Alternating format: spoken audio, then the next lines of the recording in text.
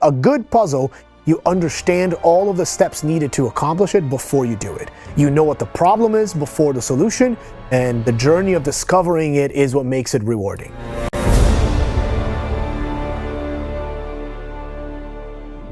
What differentiates the Tomb Raider puzzle is the archaeological aspect.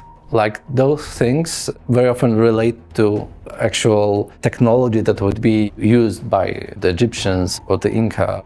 The rooms feel lived in, they had purpose, individual purposes. I think that makes the puzzles harder, which I do love, but it's really, the spaces feel so organic. We've worked really hard to invest in our puzzles and make them a lot more engaging. There's a cog puzzle where you need to move pieces of a gear down to a center waterfall area that then opens up another path. It's been reimagined a little bit. Pay attention to things. We will not point out with a flashing icon something that is like, this will kill you, this will hurt you. And I think that's really nice because you feel a lot more rewarding when you overcome that because you paid attention. It is all about exploration, discovery, and solving the most complex challenges in our game. The biggest difference between Greece and Egypt are puzzles. For Greece, puzzles are tightly connected or maybe rooted within the mythology.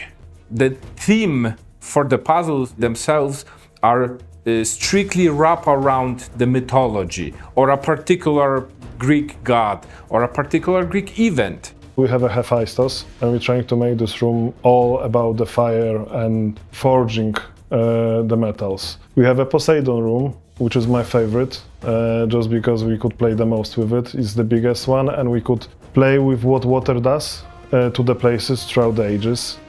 When it comes to Egypt, puzzles are different in a way that all of them are physical based. These are machines. Egyptians would develop really advanced system, complex devices to just open the gate. There is, let's say, a meta puzzle in Egypt, right? You're leading this beam of light throughout the whole level, reflect this beam all over Egypt, so then it gets in the right place.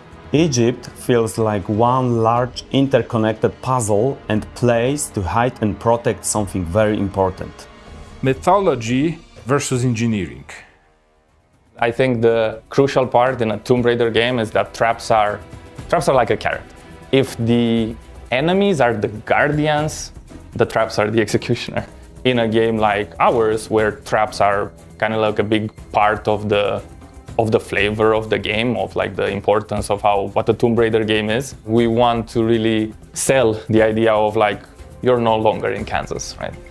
As we get further along, the traps are more deadly and they're more precise and more exact, and generally the technology in the traps used, they just scale up exponentially, right?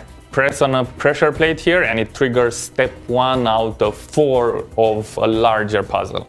And I think these kind of neat puzzle rooms that kind of start with you interacting with something is really a core strength of the Tomb Raider franchise. And we definitely have a bunch of those in our game.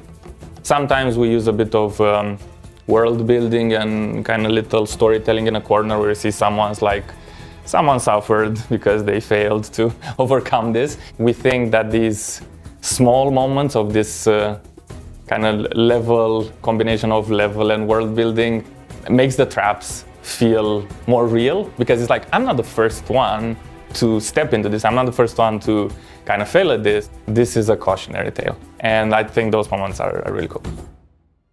So when you're playing through the levels, you might find more puzzles than you remember, but the core of them remain the same. To give you all the tools that you need for when you go face the final puzzle or the big puzzle, you've done all the things before. And you're trying to figure out the solution, not what the problem is. What kind of challenge keeps you thinking long after you've solved it? Discover it today in Tomb Raider: Legacy of Atlantis. Pre-order now.